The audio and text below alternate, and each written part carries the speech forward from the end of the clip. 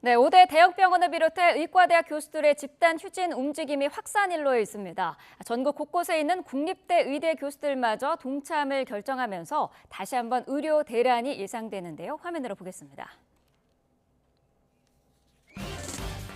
네, 의대 교수들의 집단 휴진은 특히 중증 환자들에게 타격이 큽니다. 치료 난이도가 높은 중증 질환을 주로 상급병원인 대학병원 등에서 교수들이 담당하기도 하고요.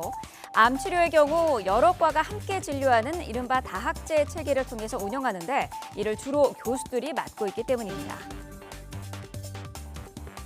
대학 교수님들은 사실은 환자들의 어떤 진료에서 오케스트라 지휘자와 같은 역할을 하고 있습니다.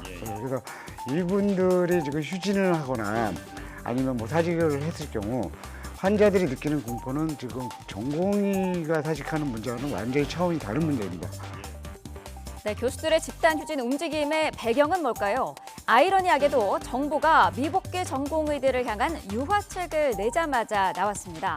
지난 4일 정부가 복귀 전공의에 대해 면허정지 처분 절차를 중단하고 사직서 수리 금지 명령을 철회하겠다면서 이탈 전공의 복귀 방안을 내놓았죠. 하지만 의대 교수들, 이 명령 철회라는 표현이 문제라고 지적합니다. 명령의 단순 철회가 아니라 원천 무효화하는 명령 취소가 필요하다는 건데요.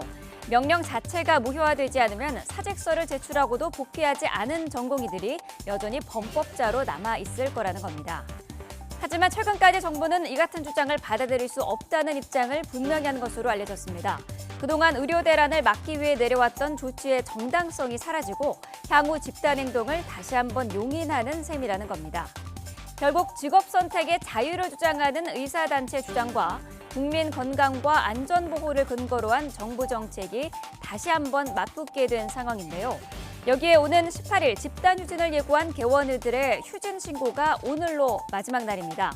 업무 개시 명령 발동 요건인 지역별 휴진율 30%가 넘으면 의료 대란을 촉발할 또 하나의 변수가 될 전망입니다. 잠시 뒤 오전 11시 정부는 예정하고 있는 현안 브리핑에서 어떤 입장을 내놓을지 주목됩니다.